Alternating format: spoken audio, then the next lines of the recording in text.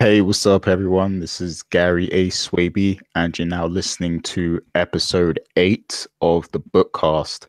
And I'm here with Miss Dana Abercrombie. How you doing, Dana?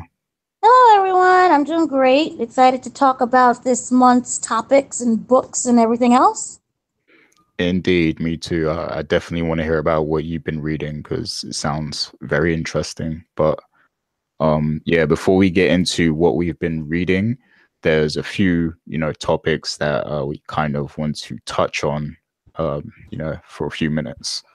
So the first topic is we just wanted to basically talk about the importance of libraries and, why you should support your public libraries and, things you could do there, I guess, or things that we do there. So going first, like for me, libraries have been a place of refuge, kind of like it's a place I can go to as a creative and, just kind of sit down and, have like my own space to, get inspired and, motivated to kind of knock out some of the work, some of the things I'm working on and stuff, while also, having access to thousands of books as well. That's always a big deal for people who like to read.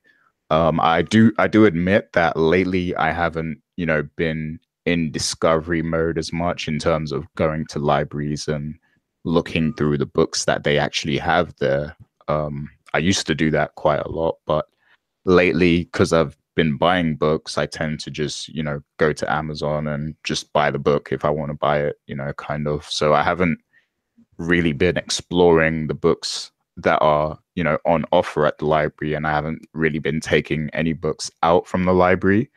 But I do want to actually start doing that because, just to help support the libraries a little bit, because it's something I feel like not everyone takes advantage of. Like it's something we really take for granted. The fact that the government kind of funds this, service for us so that we have access to all this knowledge and all this fiction, all this literature, is we take that for granted in a big way. And I think it's something that everyone needs to start taking advantage of a little bit more because, you know, knowledge is power and books are about knowledge. Even fiction, sometimes fiction encaptures a certain thought or feeling or moment in history or, a culture of some sorts.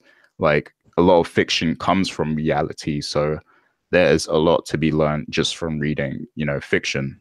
So I think libraries are definitely important places for many reasons. But Dana, I know you often go to the library, so enlighten me on what libraries mean to you and the importance of them.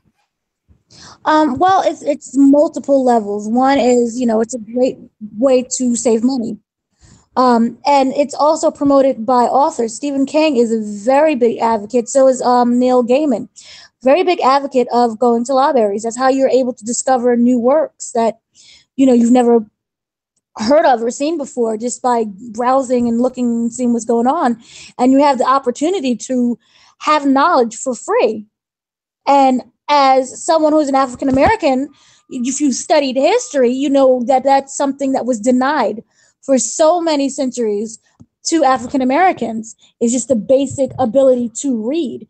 And now, and even, back in the 50s and 60s, we had to deal a lot with segregation and, different funding levels of libraries and how they tried to prevent people of color from gaining the same access and knowledge that other people had. And so for me, it's a great way to save money. It's a great way of just taking pride in knowing the people who fought for those that simple right of just being able to go to a library. You know, now we're able to just walk in and without any care. So it's an acknowledgement of the past. It's a way to gain knowledge that you can literally walk in and learn about any topic that you want without, any type of haggle. So this it's so knowledge, it's so much knowledge that is just out there and ready for you. And also, like I said, it's a great way to save money. And if you have, like, say you're reading a book and it's horrible, you can just return it right back, that next day or the same day, and you have money that you didn't spend on the book. So it's just a really great way of discovering something new, exploring, opening your mind, and everything is available for free. So that's amazing. That's why I love it so much. Yeah, definitely well said. And, that's another big thing that you mentioned, the whole, the the whole fact that black people weren't even granted the privilege, like they actually stopped people from being able to go to the library at one point in time throughout history, and that's a big deal. So like I said, it's something we should definitely take advantage of now, while we have that chance. Especially if you do come from, a low income environment, having that privilege is a big deal. So definitely people need to take more advantage of it and support it at the same time. So yeah, what is actually the library scene like in New York? Because you're in a big city. I'm like just outside of London. I do sometimes go to libraries in London, and I always enjoy that experience because they're so much better than the libraries that I go to in Luton. But yeah, what's your experience like with libraries in New York? Oh, they range, according to your neighborhood. When it comes to different availabilities right on hand of books and stuff. We have books, CDs, DVDs. I watch a lot of the movies. I'm able to also watch. I can get any book that I want. What you do is, in case they don't have that book in the library, you can go through the system and you can request that library and not that library. I'm sorry, request that book or that item, and you can put it on hold. And when it's available, you come and pick it up, and it's still all free. So I would say it's pretty good around here because anything they don't have, you just, can request it. That's pretty dope. That's a good feature to have as well. Do you have that in where you're at? Yeah, I'm pretty sure. I mean, like I said, I haven't really gone to the library for books recently. I go there for other reasons mainly, but I'm pretty sure the library I do go to has that where you can, request books and then come back and pick it up. But you do have to be a member of the library to do that sort of stuff. Yeah, So, same yeah. thing here. You have to be a member. And like there's different rules for different things that you want, and like there's connecting colleges, but as simple as it is, you just go in there, you're able to request whatever you don't see. So it's very simple like that. Cool. And are you one of those people who like to complain when people are making noise in the library? Like, do you absolutely keep it on the hush when you're there? Oh, we don't really have that issue. People seem to respect it very much, and there's like certain libraries where they allow for you to talk, and you can come in there and eat. Yeah. So yeah, you don't really have that problem. No one's like yelling and screaming and everything else. It's all relatively very quiet, and people respect the rules. Yeah, I mean, I don't have too much of a problem with it, when I go to the library. I'm not really Um, I'm not really that phased by, people making noise anyway, but I do think everyone should respect the fact that some people do go to the library for, quiet and to pay attention to what they're studying or what they're reading and stuff like that. One of the times I went to the library recently, there was actually an incident where this guy was like, he was making a big fuss. He was actually shouting because he couldn't get any peace and quiet because people were being loud and noisy. And I found that real ironic because he was being loud and noisy, but he was complaining about other people being loud and noisy. So that was very hilarious for me. Um, Oh dear. yeah, but yeah, man, libraries are important, and yeah, we should definitely take advantage of them and support them. We should recommend them to people, even people who might not be into reading but kind of want to get into reading. You could steer them towards, going to the library to kind of, get into the experience slowly, of reading and stuff like that. So there's a lot of purposes for libraries, and I think it's great to have, that sense of community as well, like a public place that people can just go to, and it's a nice chill environment sort of thing. So I think libraries are very important to, in any society around the world. Yes. So Yes. I agree. Because knowledge is power, and it's right there for free. Not everyone has an access to a computer. So yeah. go and read those books they still work. Yeah, that's another reason to go to the library, because they have computers too. You can use the computer. So That is true. We have that too. That's very true. We have the laptops now. oh wow, You can go and get the laptop. you got a fancy library then. We got fancy. But yeah, just wanted to touch on that. Another topic I wanted to touch on was the controversy surrounding the Man Booker Award. So for those who don't know, the Man Booker Award is a very prestigious award for, works of fiction, and literature. It's primarily been a UK award. There are other, awards and categories inside of the Man Booker event and everything. But, the main Man Booker Award, it's very prestigious. And there was a point in time where it was only available to UK, Irish, and Commonwealth writers who wrote in English, English language. But in the past 3 years, they kind of changed the rules so that American writers could also win, the Man Booker Award. And since they introduced that award, American writers have been shining. They've been winning the award left and right, and now there's a group, like a committee of UK authors who are banding together, and they're basically complaining about, the new rule, and saying that it should go back to being only for UK, Irish, and Commonwealth writers, because they feel like they're being outshined by the American writers.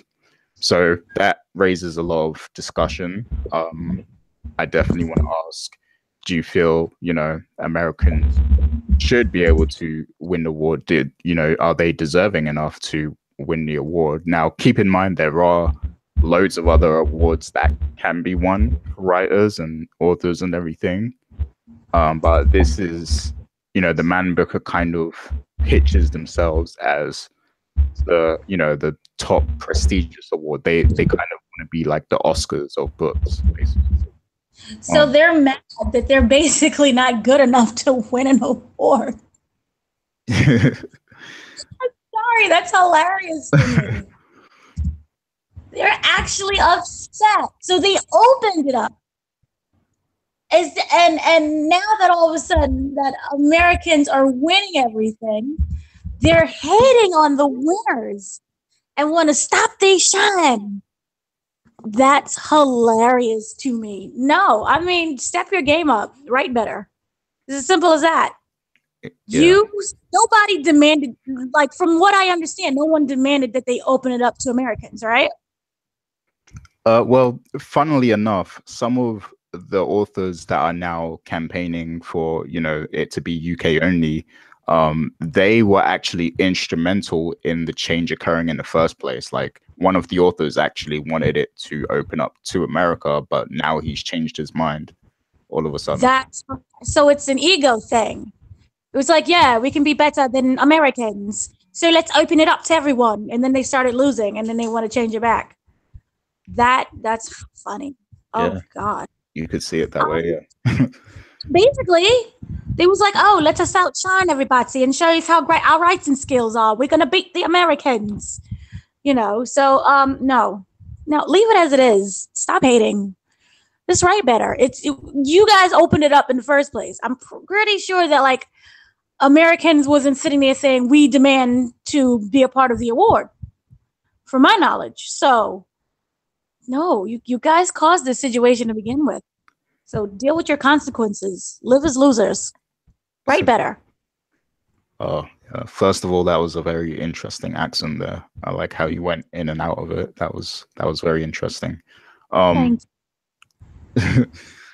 yeah, as for my thoughts, I mean, I can see it sort of from both sides, but I'm leaning more towards I think it should be open to Americans because, I mean, you've opened it up now, so you might as well just continue. And I feel like, writing is such an amazing thing where um there's so many different types of voices all around the world and stuff. So I like having it be all inclusive, like if you're gonna have an English writing award, I feel like Americans definitely deserve to be in the conversation because a lot of my favorite authors are American, I love a lot of American based fiction. Not saying I like one more than the other, in terms of UK and America. I like them both. And Um, fun enough, I like non-Americans a wee bit more.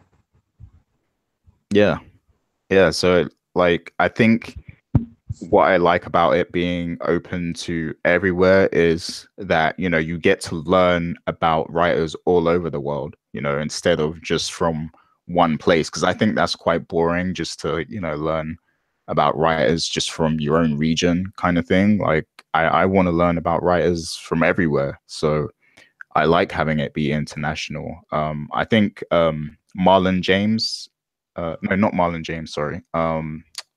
Oh man, what was his name? No, I think it was Marlon James. He wrote what's that book? A Brief History of Seven Killings. That book was incredible, and I probably wouldn't have known a lot about it unless he won the Man Booker Award. And being a Jamaican, it was kind of essential for me to read that book because it's all about the shooting of Bob Marley and stuff when he got shot and everything. It's a fictional story based around that, Wow. and that was an incredible. It was a very powerful work of fiction, and I might not have even learned about it until maybe way later if he didn't win that award. So, just off of that alone, I feel like this sort of thing should be open to, everyone, everyone writing in English. So just so you can learn about, you know, new things that empower you, because especially being black as well, there's not always the best representation, or there's not enough representation of, black or Jamaican or, stories of that nature, just coming from the UK alone. So I think this sort of thing needs to be open just so you can learn about more writers and judge what other writers are doing. And I feel like you kind of alluded to in your response, if it is open to Americans, then it will probably encourage UK writers to step their game up a little bit and then improve the types of stories they're telling and, become a bit more diverse in their approach. So I think there's a lot of good from having it be open to Americans. Um, I guess on the flip side of that, I'm leaning more towards letting Americans in. But on the flip side of that, if you are a new up and coming UK writer, I guess it can be kind of you know, off-putting seeing the level of competition, and feeling like you'll never really get the merits that you think you deserve, probably just because the competition is so steep. But, like I said, that should encourage you to just focus on your own work and making it better and improving it. Because if you just focus on your own personal journey as a writer, that's going to make you stronger anyway, and people are going to begin to notice that more and more. Whereas if you try and write purposely to try and win the Man Booker, then you might be sabotaging your own work in the first place. You might be sabotaging your own voice. So I Yes. think this just encourages people to, have a stronger voice in their writing. Um, so that's my stance on it personally. Yeah. I just don't. I think it's silly to just want to remove a whole group of people that you invited in the first place. So, and it's doing a disservice. I think it should be open to everyone, So I don't see what the issue is. Yeah. What would be the US equivalent of this? Like, is there like a huge prestigious award for American literature?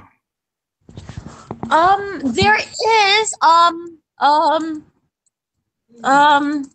I don't know off the top of my head. Okay. Because I know the New York Times list is a huge deal. Well, Like if you make that. see, there's a lot.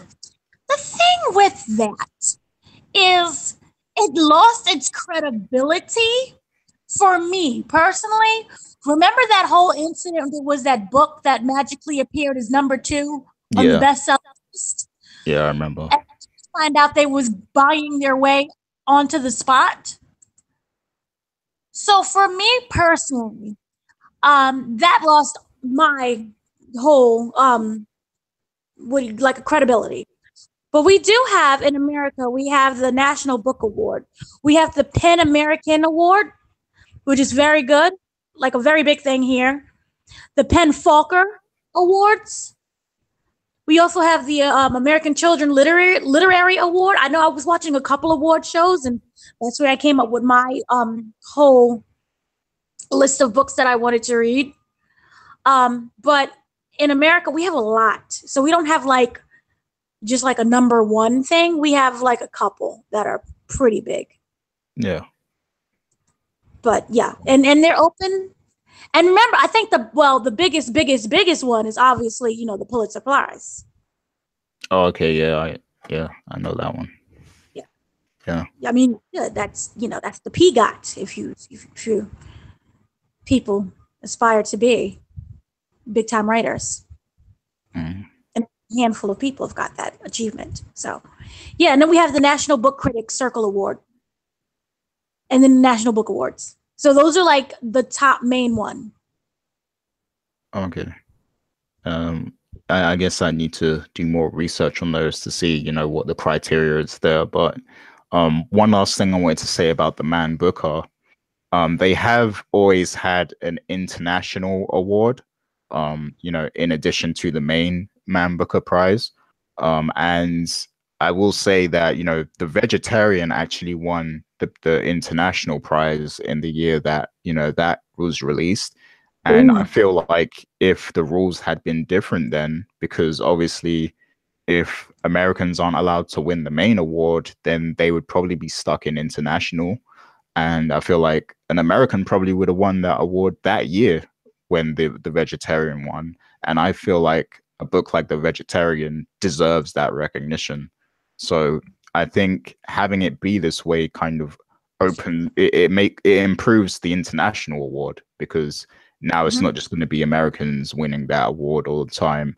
It's actually going to be, people in other language speaking countries winning the award. And for us English speakers, obviously we don't always get to hear about all these amazing books that have been translated. So I feel like that also makes that award more important, the international award, because now we're going to get to learn about other cultures in a bigger way, because, other countries are going to be able to win that award. So I think having it be this way improves that award as well. Absolutely. And this also, I think it helps independent writers as well. Yeah. So, if you're sitting in whatever country that you're in, like some small isolated place, and you are able to write this amazing book and you're somehow able to get it out there and published, it opens a lot of doors for you. Your life can literally change.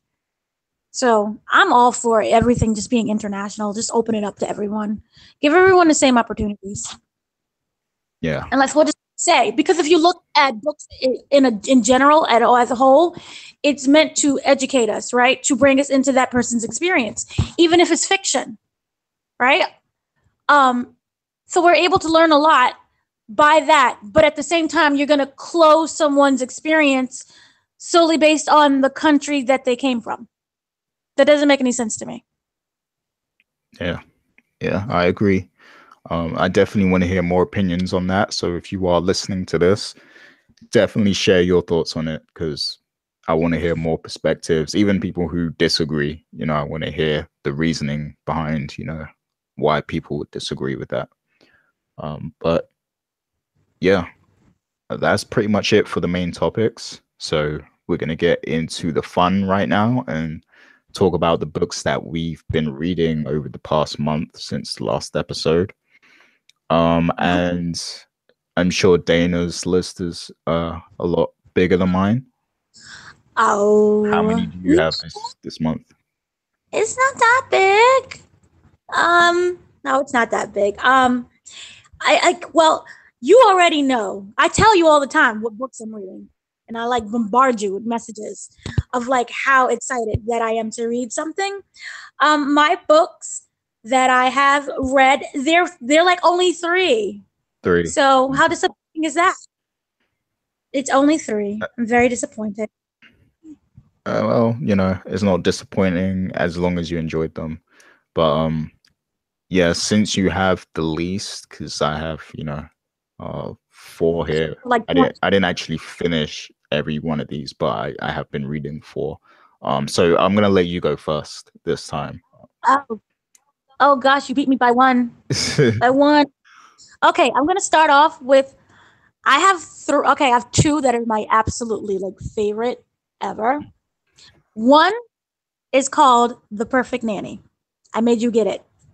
Um, Let me start off. I discovered this book. A lot of my books that I discover is I belong to a lot of different Facebook uh, book groups. And in one of the book groups, I don't know which one, I have like 20 of them. Well, I don't have it, but I'm a part of 20 of them. Um, Someone kept posting up this book by Leila Somali. It kept saying, it goes by three different names, which took me forever to find the book. It's a French Moroccan author. And the name of the book, it changes from The Perfect Nanny to The Lullaby to whatever I think Perfect Nanny is in French. So it took me forever to find out which book is which. That's the only problem when it comes to international books, trying to get it in the library in America, is that there's so many different titles and you don't know what the heck is going on. And you could say, oh, just look by the author. The author has written a lot of books. The thing is that a lot of them are still in French. So it was a trouble for me to get to. This is called, okay, so The Perfect Nanny, right? I thought that this was going to be like a Lifetime movie where it was like, they invite the nanny into their home, their working family, and she's doing a great job. And all of a sudden, she starts to fall in love with the husband and she gets jealous of the wife and she wants to kill the wife and, be the perfect mother to the kids and run off with the husband. That's what I thought in my mind was what I was getting. I got the complete opposite. I would compare it to The Vegetarian and Perfect Days. In terms of its psychological buildup, it's very intense. Now, this is not a spoiler. It's right there on the cover. 2 kids are dead.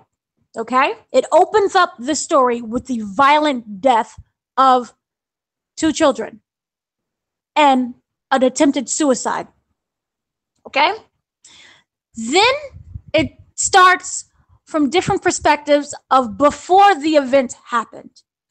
It starts off with the 2 parents who, they have these kids, they're very tired, they're overworked, the husband is working, the wife is a stay-at-home mother. She craves and she longs to go back to work. It's something that some people need. They need that fulfillment in their life. While they enjoy and they love motherhood, that's amazing, but they also want to work too. She feels that she's losing a piece of her identity by not working. So she goes back to work as an attorney, right? And life is extra hectic with the kids. They're 2 small toddlers running around. They need help. So they find this nanny. And this nanny is like literally Mary Poppins. She goes in there. The kids are wild and rowdy. She gets them into shape. They're paying attention to her. They're doing their chores. They're well mannered. They're respectable. You can take them out in public and not be embarrassed. The house, she cleans the house. They don't even have to ask her. She just inserts herself into their lives to like everything is just perfect and whole, and there's just wonderful equal balance of everything, right? So she's cooking and cleaning and she's teaching the kids and they're learning and they're thriving and the parents are happy again. They're finally able to concentrate on themselves and on each other, and the marriage is just blossoming and everyone's, fulfilled in that sort of way. But what starts off it being really perfect, you get to see that the nanny, there's some type of mental instability with her. And I'm not going to spoil everything, but it shows that, it's basically a parent's worst fear. You're bringing in a stranger into your home to take care of your children. And she starts inserting herself into their lives where it becomes a codependent relationship. She, the nanny, can't survive without them. And you learn that she has a very hard life. She's an immigrant. And it goes off with classism and a lot to do with race and all these different parts of society that we don't think at it. Like at glance, like, oh, what a perfect life, what a perfect family. But you realize like the deep-seated type racism that's going on. The story takes place in France. The woman who wrote it is a French Moroccan. So the woman, she's also a French Moroccan as well, the mother. So you get to see all of these mental breakdowns of everything that's going on. The woman who's the wife has this guilt of, I'm missing time out for my children. And here this stranger is basically replacing the role of mommy. So there's this battle between those two. And then it's a battle between the husband. Now there's no romance whatsoever with the husband and the nanny. It's not like, some weird Lifetime thing. No one has an affair. But it's just, how you keep seeing someone after day after day after day where you just become disgusted, and they ends up being this weird disgusted of this person. And the nanny starts to change because she has this resentment as well. She's been working as a server her entire life where she doesn't have an identity of her own. She doesn't know who she is without raising someone else's child.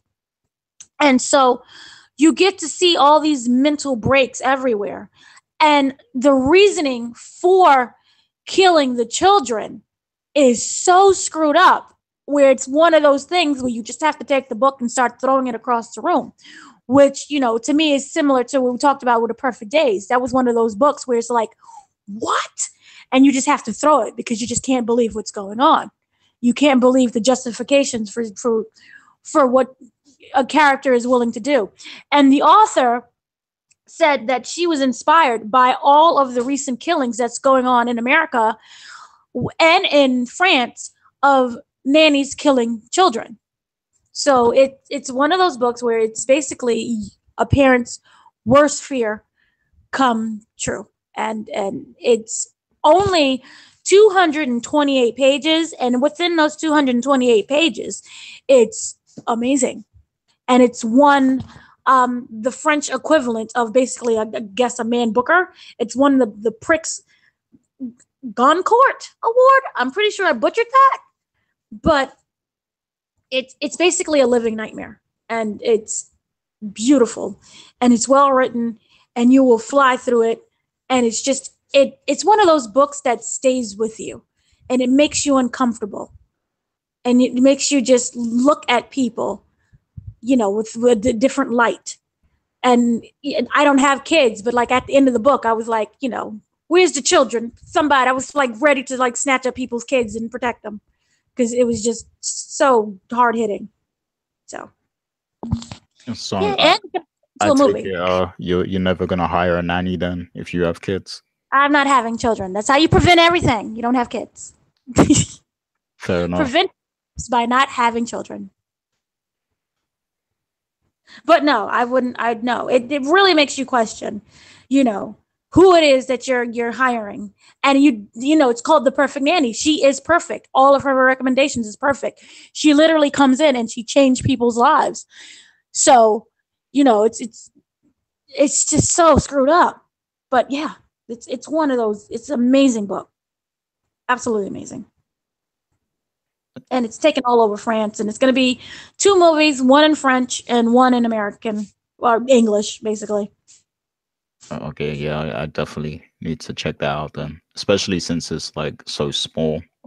I've been liking like smaller books lately, like around the 200 page range and stuff. So Mm-hmm. I'm more willing to give books of that length a try. So I'll definitely give it a try at some point. You got to give it a try. It's so creepy, and it's so many different layers in just 228 pages.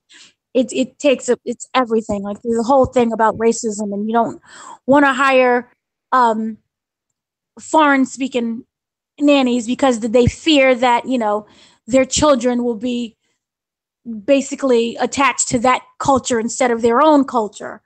And it's just so many different things, and it's screwed up, but it's true. There's classism. I mean, no, that in France is a lot of things with classism there, and in the working, and in the immigrants, and here in America it's the same thing. If you used to take this book and compare it to anybody in like one of those Fifth Avenue Rockefeller type people and how they go about and hiring their nannies, there are cases that is just ridiculous. There are people who, nannies, they can't leave because they have to pay off their debt to whomever brought them into the country illegally. It's crazy. Wow. Sounds like there's a lot to unpack. It is. It's a lot to unpack. But it's so well written, and you're really able to get inside the head. And she introduces multiple characters. So you're able to get inside the head of everyone. And everyone is screwed up. Everyone has issues. Cool. And her backstory, the nanny's backstory is just like, wow. It's terrible. There's the thing about it is that there's no apology for what happens, in the sense of, this is who I am, accepted. I've been hiding it. This is who I truly am. I'm not going to apologize for who I am. And that, with the murder ends up occurring, you just, God, it's powerful. And then the funny thing is that the murder already happens in the beginning. So you already know what's going to happen. So it's already this tension that builds up automatically by finding out what's going on. Why is the kid dead? Where are the parents? That type of thing. I see. Yeah. So what else have you been reading? I have read Peter Swanson, A Kind Worth Killing, which you already know I made you buy. It is one of those amazing American thrillers where it is kind of a bit lifetimey. Very simple. It starts off with this man who discovers that his wife is cheating. And, he's very angry and he's in his feelings. And basically he's like, I want to kill her.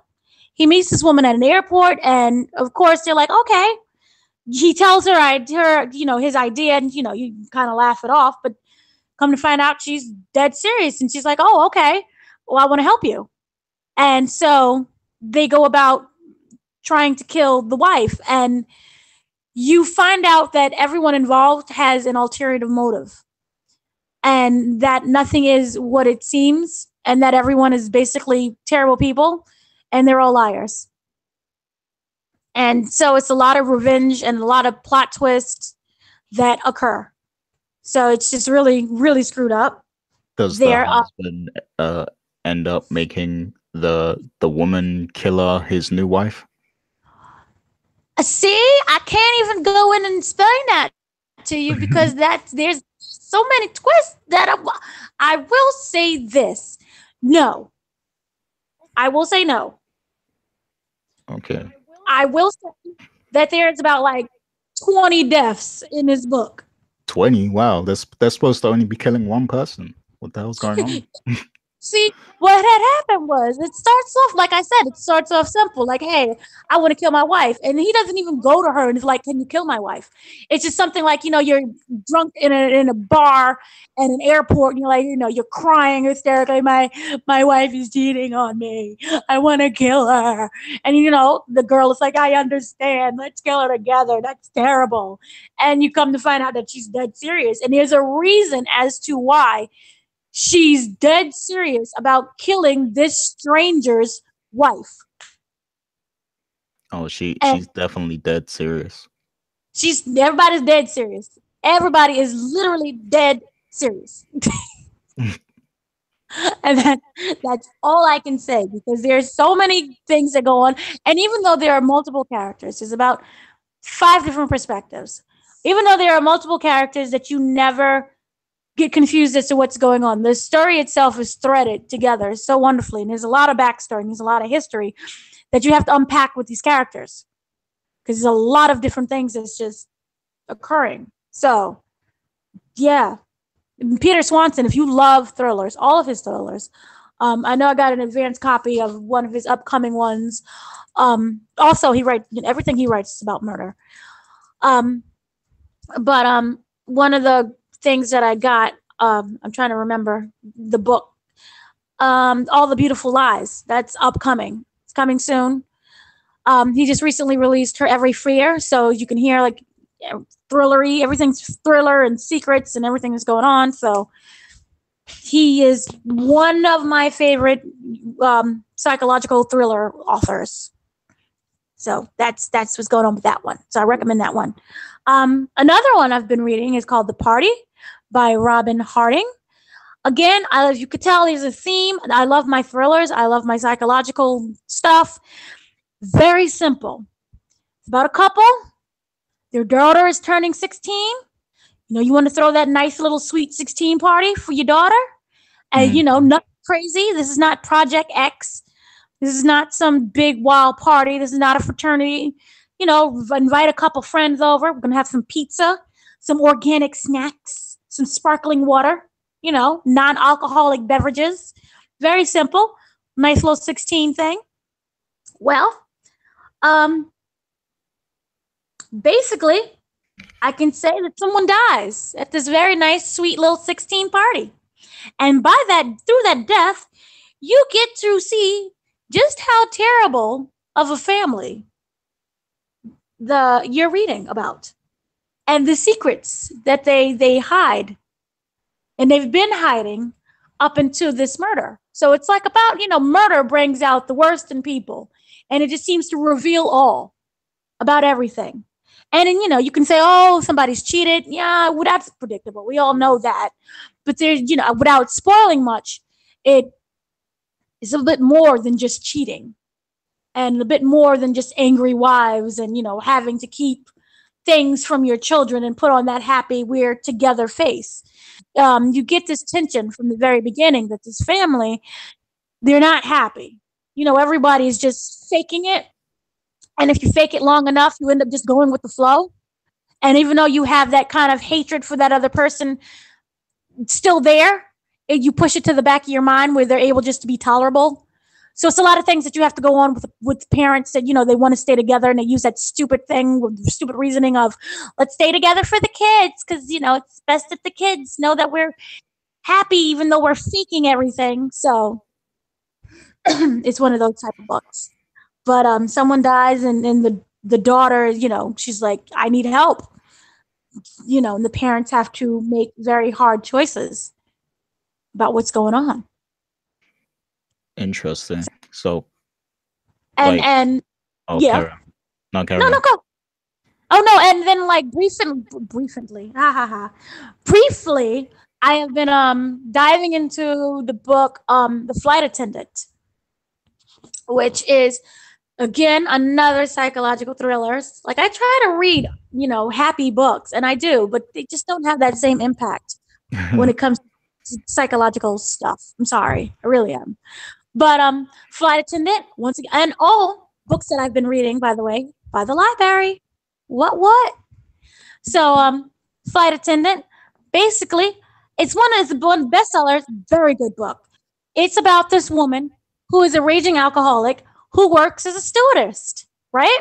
She's in Dubai, living her best drunken life, about to go on her flight. She had a one night stand. She's waking up all foggy and whatnot, pounding headache.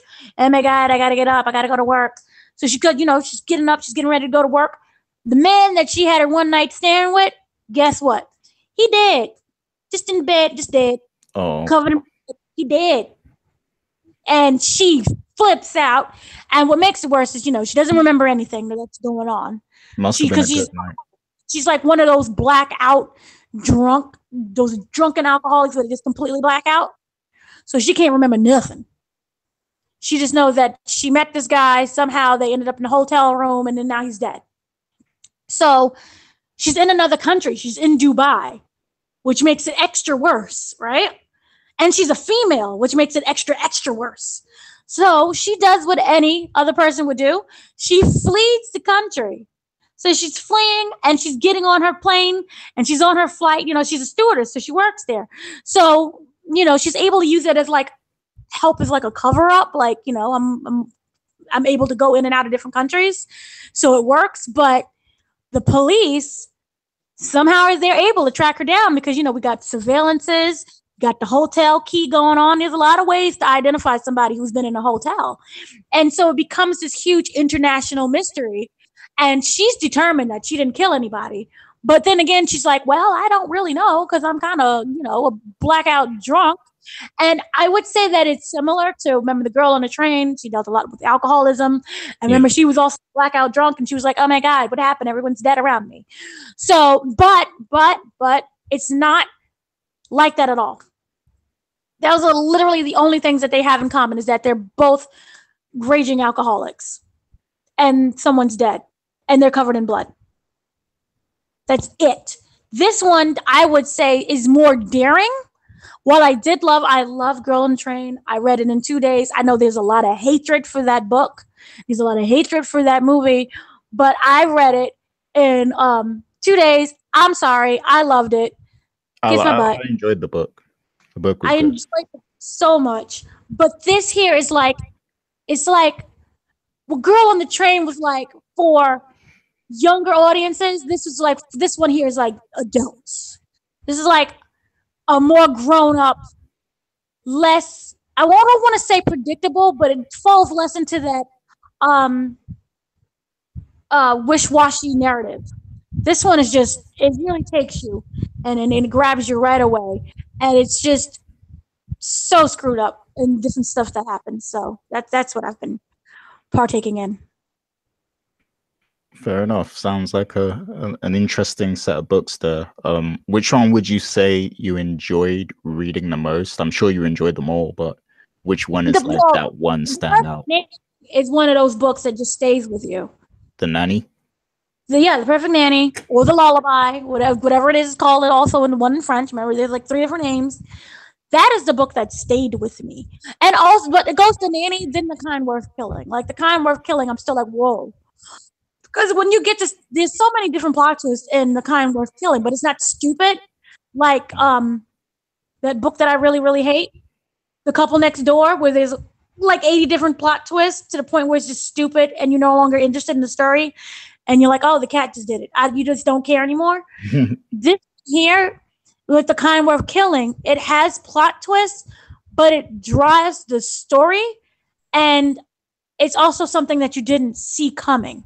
Like you literally didn't see coming. And it's one of those books where it's like, you have to be careful. Like it makes you look back on your own life and you're like, well, did I ever have a grudge with someone that I met, in my entire life? Even when I was like, maybe 3 years old or anything? Because it's really interesting on how people will hold on to things. And by hold on to things, hold on to their hatred, hold on to if they felt like they was being slighted by someone. So it just really makes you think like, oh my God, did I hurt anybody's feelings today? Will they come back for me? What's going on? So that's what I appreciated about the book. But The Perfect Nanny, I mean, you don't get more horrific than killing innocent children. And by children, I mean like 3 and 2. So you don't get more horrific than that. They're innocent children. They're babies. but the reasoning for the killings is just one of those things where it's like, are you serious? And it's not even something that's out of this world, because we hear of killings and then nannies going around killing babies for even more screwed up reasons. And when you understand her story, everyone's story, it's like, yeah, this is really plausible, you know. So The Perfect Nanny definitely is, like, I would say, the best book that I've read in 2018. Cool. Um, came out in 20. See, here's the thing: it came out. I could say 2018 because it originally came out in 2016, but it didn't hit America until 2018 when Sam Taylor translated it. So it's the best book of 2018. It came out in 2018 in America. Yeah.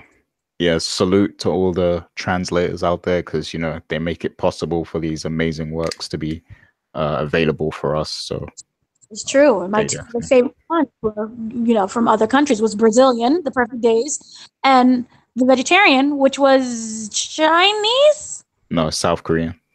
South Korean. Sorry, South Korean. Yes. Yeah, So shout out to translators. Thank you. for sure. Yeah, I definitely want to read a lot of those books. Well, mainly two of those books that you just mentioned, The Perfect Nanny and The Kind Worth Killing. Yep. Sounds very interesting. And I do like a bit of psychological mystery, here and there as well. Gets my mind racing a little bit, gets my heart pumping, and I like that. So, And these um, are like, they're really screwed up, which makes me think about the author. Like, what are you doing with your life? You come up. oh yeah, there's a lot of, like, that's the thing I like about authors. Like, they'll come across as like the most ordinary person to you, but like you don't know what kind of stuff is on their mind. Like, they got some of the darkest thoughts, like, some of the most, they think some of the most darkest thoughts you would ever imagine. Like, you don't know what's going on behind that skull of theirs. It's crazy. Absolutely. And this woman, if you ever watch any of her interviews, the author of The Perfect Nanny, Leila Somali, she's very quiet. She's very well dressed. She's very soft spoken. And I'm like, this is what you wrote? This is what came out of your head? Doing? What goes on at night? So, yeah. Yeah, like when you got a question like how they treat their husband at night and stuff, like whether they torture them or something, like it's crazy. No, I'm just joking, people. I'm joking, by the way. But yeah. He's not. How bad do you hate your husband? Who hurt you? But yeah, Yeah. that's the beauty of literature, like you kind of put a piece of yourself into your writing that doesn't tend to come out in everyday life. So that's the beauty of writing, I think. And you're able to channel all your frustrations out just right there. Yeah. And you torture the readers. Exactly. So yeah, I'm sure there's probably people out there who thought that segment was kind of dark right there. So let me try and brighten things up a little bit, because this month I kind of I didn't read many dark things. Well, maybe one of them could be considered a little dark, but yeah, I've noticed that my March was kind of more lighthearted and fun. So that's interesting for me to look back on. But I definitely want to make April a dark month, though. But yeah, so I started off reading Create Dangerously by Albert Camus. And this is part of the Penguin essays from, who's also a French author. In this book, he kind of talks about how we create, such as literature, are perceived by others and the attitudes towards creating those works of art. Like, it's a very deep essay, and it was written some time ago, like probably in the 70s, 80s. So it's written in a kind of old-fashioned style of it's translated from French to English, but it's a very old school kind of way of kind of English. So you have to kind of dig deep to understand and get the full meaning behind of everything that's being said. It's very layered, but it definitely made me think a little bit about, you know, the attitudes towards creating things and putting them out there and what our intentions actually are and what we're expecting of the people who consume that work, you know. So I guess the easiest way to kind of describe that is, you know, if you are a writer or author, so like if you write something and you publish it, like what are you expecting the reception to be? And, you know, are you meant to take it personally if, you know, it's not perceived how you wanted it to be perceived and things of that nature? So he kind of digs deep on that. I wanted to read this because I thought he was going to talk about his personal process of writing a little bit, but he didn't really do that. Instead, it was more just, you know, psychological about, you know, creating and consuming, you know, works of art. And there's also another part where he talks about life in France and government and politics and that sort of thing. But it's a very short read. It's 64 pages, so Oh, it's easy to kind of fly through. A lot of the modern classics are like that, like they're 64 pages, they're essays or they're short stories and stuff like that. So I kind of want to get through some of those. What was that you said? Did you say something? yeah, I was like, wow, that's really short. Yeah. Yeah, To this get so whole much, collection is like that. It's just so it, say that again. I said to get so much meaning out of it, and it's only 64 pages. Yeah. Yeah, a lot of the modern classics collection is like that. It's supposed to be like a sample for you to get into some of these authors a little bit. Like, so if you've never read any of them, you can kind of get an understanding of their work and their state of mind. And, you know, in this case, you're kind of looking at the thoughts behind the author. So like I've read one of his stories before, so it's good to kind of get a look at what the actual author thought in real life about different things. So if you are already a fan of one of these authors, it's kind of good to get some insight into, you know, the things that intrigued them or the things that made them tick a little bit. So that's what a lot of these books are kind of doing, I think, while also some of them are more focused on actually showing you some of their stories, some of their work and everything, some of their short stories. So definitely check out the Penguin Modern Classics collection because there might be some stuff of interest in there somewhere. Um, Mm-hmm. the main book I read in March was another one that you've read that you've kind of recommended, and it's Warcross by Mary Lou. Yay! And And I say her sequel is coming out. say that again. Her sequel is coming out It's coming out soon. September 18th. Oh wow, I didn't know it was that soon. That's great to hear. And she's going to be at BookCon. Also, you're gonna meet her in person. You're gonna get an interview or something. Talk her if I have to. That's cool. Looking forward to that.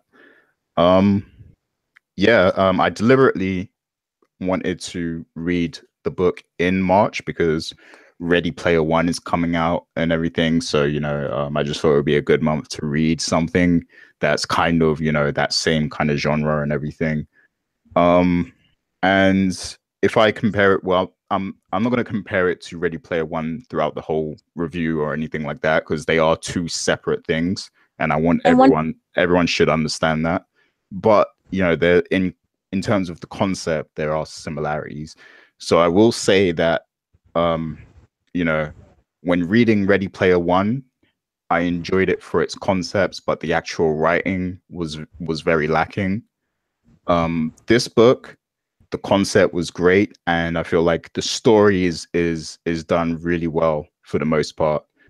There were a few critiques I have of Warcross, but I want to say that, you know, first of all, it's a great book to read. I like that, you know, there's a bit of diversity in there with obviously the main character being female, you know, she's Asian and everything. And I really liked the whole focus on the game creator. So for all those that don't know already, Warcross is actual game. You know, it's a fictional game.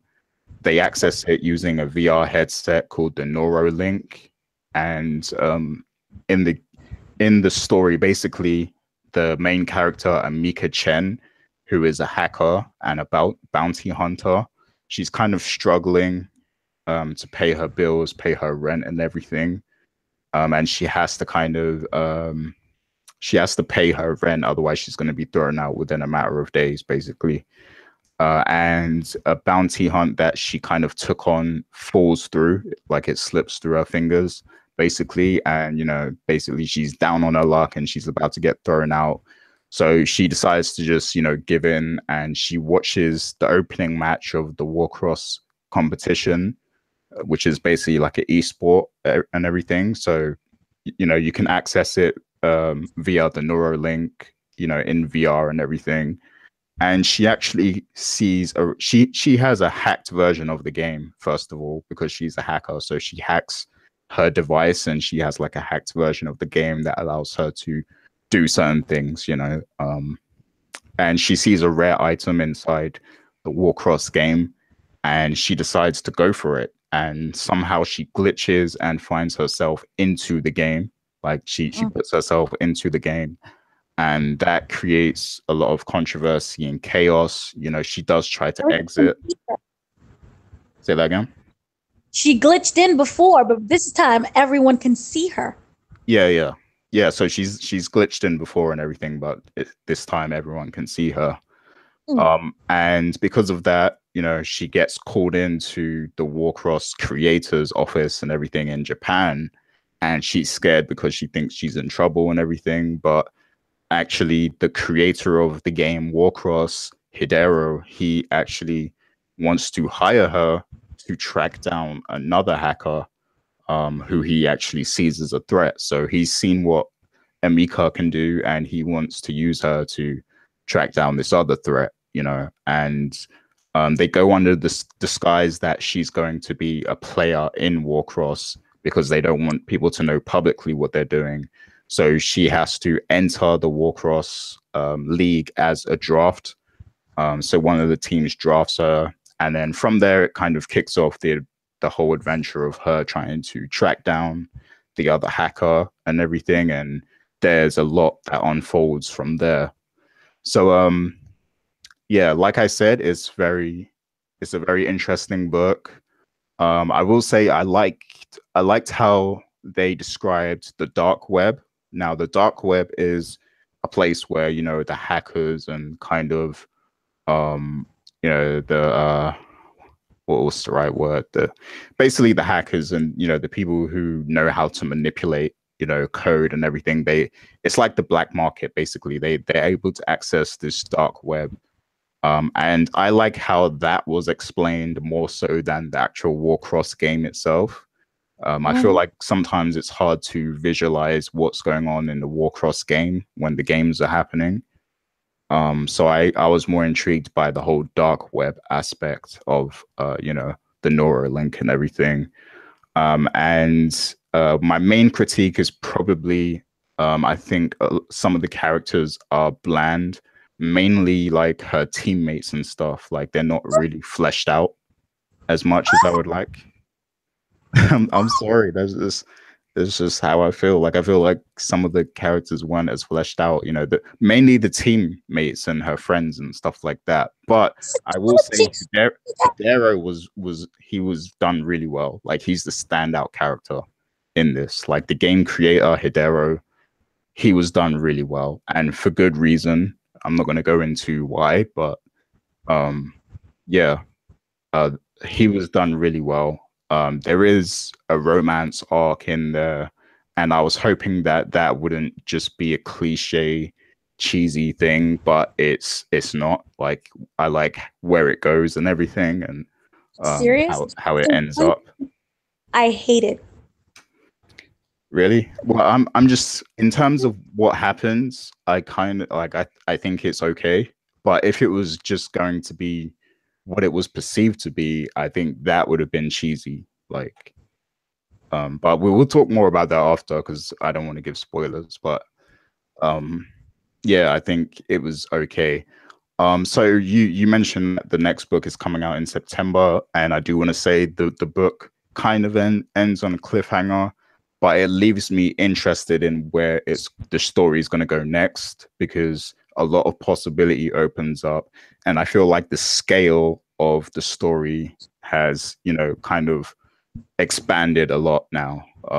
Because this first book was basically focused on the Warcross game itself, but now I feel like there's a bigger story to be told than, this first book. So I feel Yeah. like this series is going to get a lot stronger now, because of where it's going. But yeah, it's a solid book, just a few small criticisms. I would put it above Ready Player One, though. But yeah, it's a solid book. Now, go ahead, let me have it, Dana. Now, I'm sorry. One, My Left Butt Cheek is better than Ready Player One. I'm sorry. I couldn't stand that book. Um, Secondly, okay, what I want to say, the second book is going to be called Wild Card. So I already love that title. I love the book so much. Anyway, no, I don't understand how you can criticize and say that the characters were bland. They were not bland. One, she had an array of characters, and I love that the fact that she kept it all international, and there was even a handicap player. Like, that's amazing. Okay? None of them were bland. Thank you.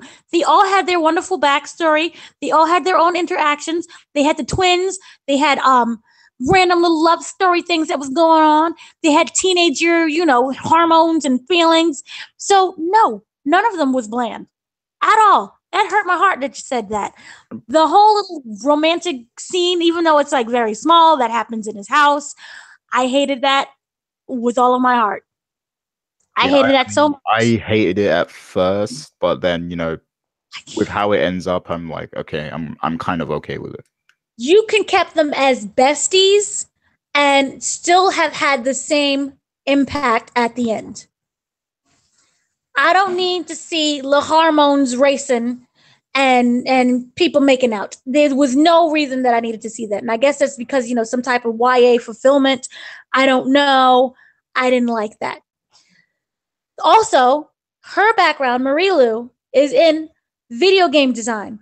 And I thought her descriptions of the Warcross game and the whole action sequences that followed was amazing. And sorry, better than Ready Player One. So that there, I Oh thought yeah, she by she far. By far, her descriptions were better. by far her whole thing was just incredible.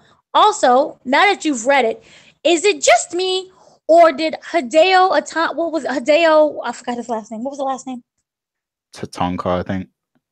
Hideo Tatanka. Did he remind you of Hideo? Oh gosh, I forgot the Kojima. other one. Yes, Hajima. Did he remind? Because I put Um, him in um, the story, but like made him a teenager. I mean, I guess if you're putting that spin on it, like the whole teenager spin on it, I guess I could kind of see that. But I remember you saying that before, like he reminds you of Hideo Kojima, and Yeah.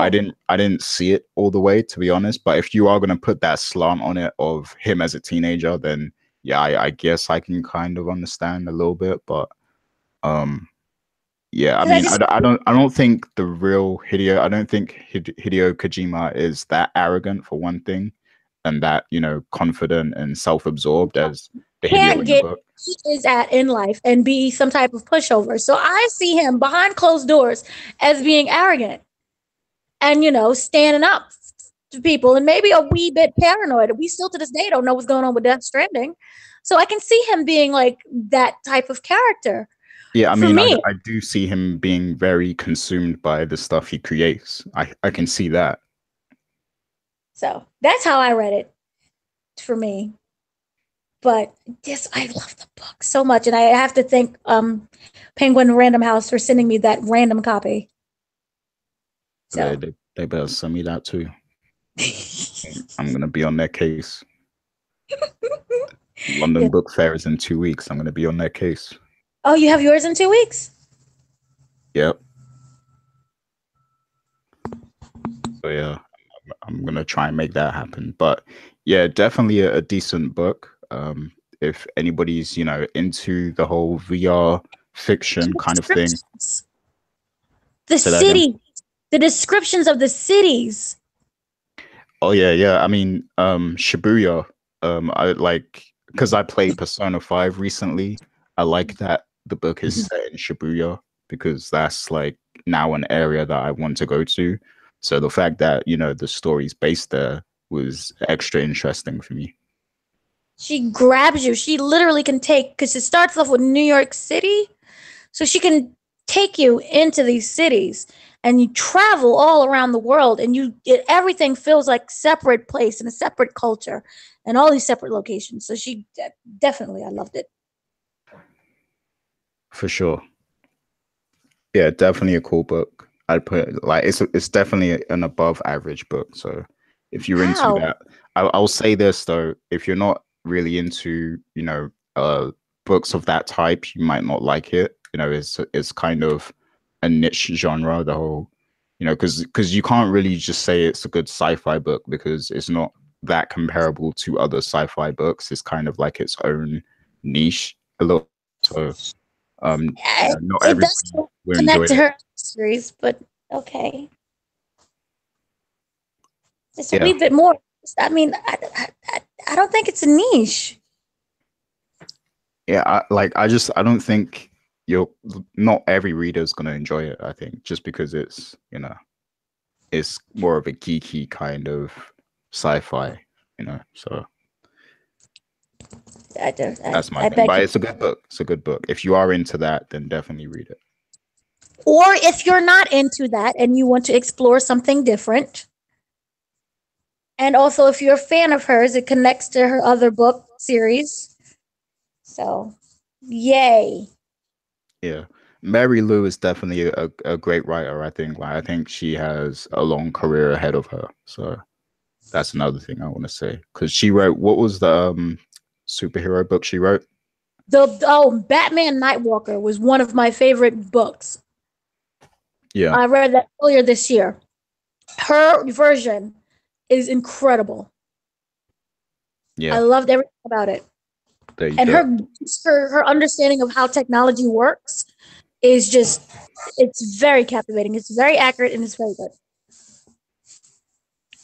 Yeah, there you go. Mary Lou's is she's definitely great. She's Marie, talented.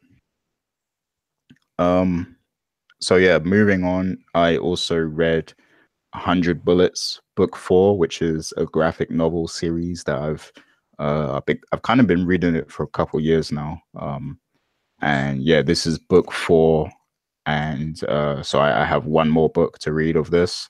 And basically, for those who don't know already, 100 Bullets is about a secret organization called the Minutemen who um, they approach people who have been wronged in some way. Like, so as an example, perhaps your brother was murdered or something by a gang member or something like that, and an agent from the Minutemen will approach you with a briefcase, and inside is like a note to tell you who's done it and the reason they've done it, and they also give you a gun with 100 bullets, and the bullets are untraceable.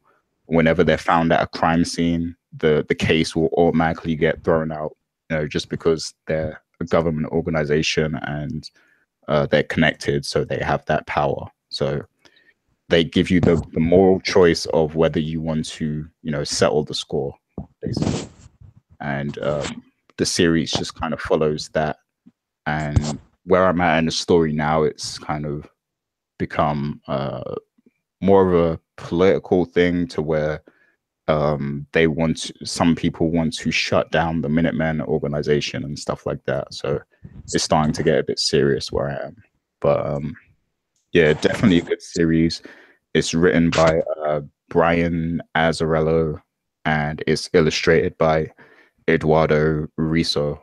So definitely check that out. And I hear that they're writing a new series now, but I the I can't remember the name of it, but it sounds amazing.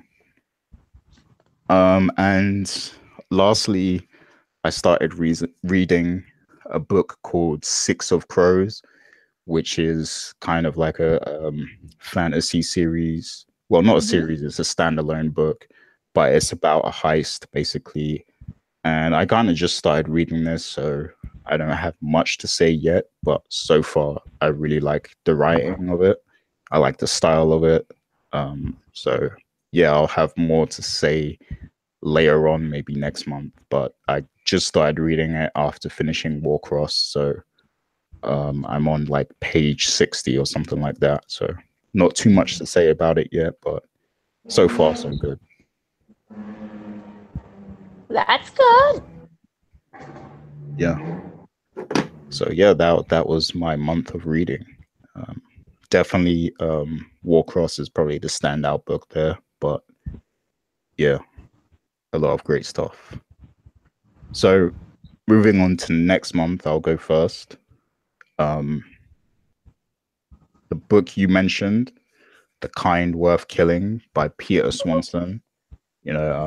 You kind of kept telling me about that book, and then I actually ended up buying it, because it was pretty cheap. So I just bought the Kindle version, and I'm probably going to read that in April.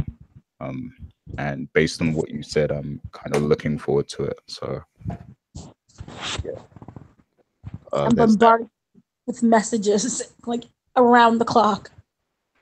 Yeah, literally around the clock. Like sometimes when I'm sleeping at like 4 a.m. bombarding me with messages about these books. But I like it. That's what I love. So it's all good. And also I'm going to read Slaughterhouse-Five by Kurt Vonnegut. People have been telling me to read Kurt Vonnegut for a long time, so I feel like it's time now. And his books are quite small in size, but I feel like there's going to be a lot to digest inside of them. I've been told he has a very unique style of storytelling, and he seems to have a really huge fan base. So I'm interested to see why. So yeah, that's also on the list. And depending how long those books take me, I'm probably gonna read some comics and stuff, a graphic novel maybe, and perhaps I might even read The Perfect Nanny, depending on how things are going. I also have book 2 in the Millennium series to read. So, The Girl with the Dragon Tattoo, the next book. So I may even pick that up as well if I get through some of these other books. Nice. But what about you? What are you reading in April? Here's like the bad thing. Well, I'll say what I'm reading, and then it'll be something different. But let's go what I plan on reading. I hope maybe one day. Let's see. I have Lie She Told by Kate Houlihan, which again, psychological thriller. As you can tell, somebody is lying, and you have to find out what's going on in their life, and all of that, mess. An interesting one is Saints and Misfits. It's a YA novel. It's by S.K. Ali. And it's about this Muslim girl and her finding her own identity and, being her own person. And also like a cute little romance story, but her as a Muslim and how that affects, basically everything. Another one, and you see that one is in psychological thriller. That's a nice little cute book. Another one is called I'm Thinking of Ending Things, which is about a couple. They're in a car, and the woman is like, you know what? I'm thinking of ending things with my boyfriend. I don't want to be with him anymore. Anyway, they're driving, and yeah, it's really simple, and it's very short. That's cold. I'm sorry, what? That's cold. No, it's not cold. Maybe he's crappy. Maybe she deserves more in her life. Poor guy. No. And maybe they're terrible for each other. Who knows? But anyway, they ended up in the car, and they end up in a secluded farm, right? And they take an unexpected detour, and they can't seem to escape. and there's a lot of twists and turns, and it's the thriller horror. So maybe it's all planned. Maybe he's trying to end things with her, and maybe he drives her there so he can kill her. Maybe Yeah. she purposely staged everything so she can kill him.